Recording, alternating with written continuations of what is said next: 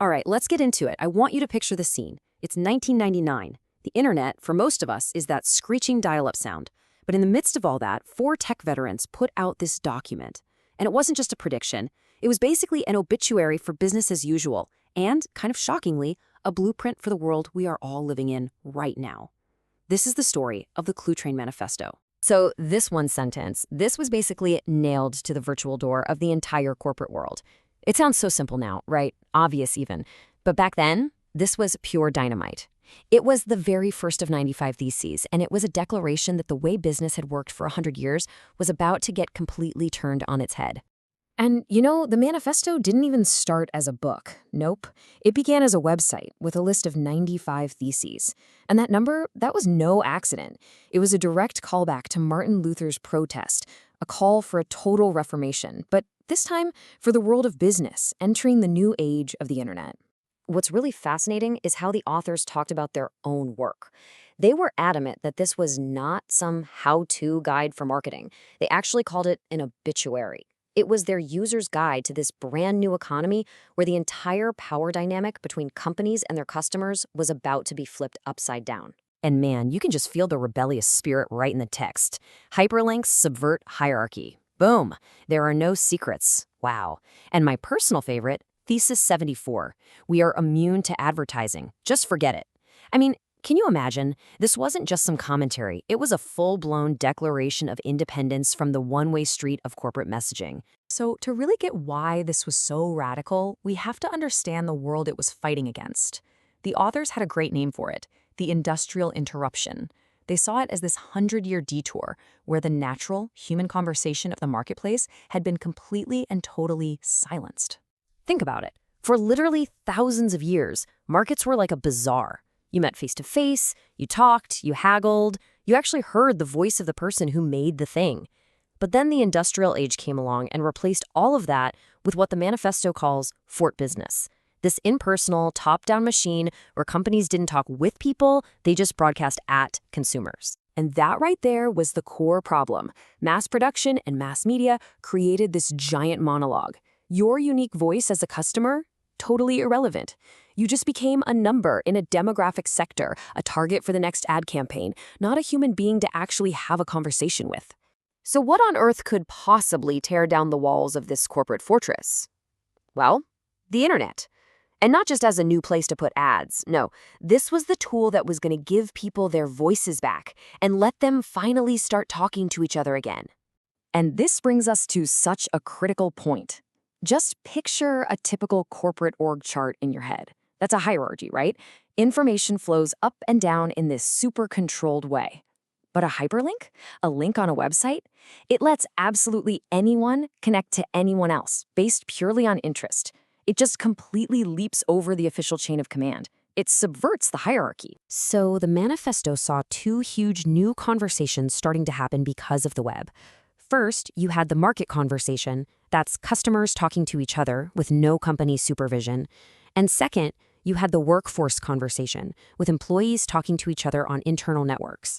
The authors predicted that these two groups, both speaking like actual human beings, were eventually going to find each other, with only the company firewall standing in between them. And all of this leads to the manifesto's big conclusion. If the old way of doing things was a fortress, the new way looks a lot more like something from the past, just supercharged by technology. Welcome to the new bazaar. And the entire philosophy, the whole solution to that industrial interruption, brings us right back around full circle to that explosive first idea. This is the new reality. It's a world where people connected to each other online have way more power, way better information, and a voice that's far more trusted than the corporations trying to sell them stuff. The conversation is the market, and if you're not in that conversation, you're not in the market. Simple as that. And look, this isn't just some abstract theory. The book gives this perfect real-world example from way back in 1999. A totally frustrated Saturn owner gets on a public forum, a news group for those who remember, and just asks the world if he's being ripped off by his dealer's service department. So a few other customers respond, but then something really amazing happens. A Saturn technician, totally on his own time, jumps into the thread. He doesn't give some canned PR response. He says, "I personally agree that what happened to you sucks. He speaks like a person, he goes around the official channels, and he connects directly with that customer. That right there is the Cluetrain Manifesto in action. Yeah, the lesson from that Saturn story is crystal clear. Companies just can't stay quiet and hide behind press releases anymore. If you aren't part of the conversation that's happening about your own products, that conversation is still going to happen without you. And your silence? It's just going to look like arrogance, or even worse, like you're guilty. Okay, so how does a company actually join this conversation? Well, the answer is pretty simple, but for most big organizations, it's incredibly hard to do. You have to drop the corporate mask and learn how to talk like a human being again. The authors had this great term for hollow corporate jargon, techno-Latin. Just look at this comparison. On the left, you've got this nonsense like extended enterprise client server solution. The human voice just says what it is. It's software that lets our partners work with us. Or even better, instead of some carefully worded statement about compliance, you get pure honesty. If you're using our gear with someone else's, who the hell knows what's going to happen? It's direct, it's authentic, and it's the only voice the new market is ever going to trust. And this is a point the Manifesto just hammers home again and again. The people inside your company, your employees, they are the same people who make up the market outside. The conversations they're having on your internal networks are the exact same kinds of conversations your customers are having on the public internet. You've got to trust them to speak. You know, it's just wild to remember this was all written back in 1999. Because everything the Manifesto predicted, well, it's now the air we breathe. Social media, online reviews, empowered customers, influencer marketing. These are all direct descendants of these very ideas. So when you boil it all down, the key takeaways from the Manifesto have become the fundamental rules of the modern economy.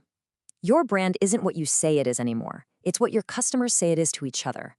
Authenticity and transparency, they're not just buzzwords on a slide. They're literally requirements for survival. And, like we saw with that Saturn technician, every single employee is a potential voice for your company, for better or for worse. And that leaves us with the same powerful question the Manifesto asked over 2 decades ago, a question that is more important today than ever before. Is the place you work built like a fortress, designed to just broadcast messages from behind tie walls? Or is it designed to actually participate in a human conversation? The answer to that will probably determine its future.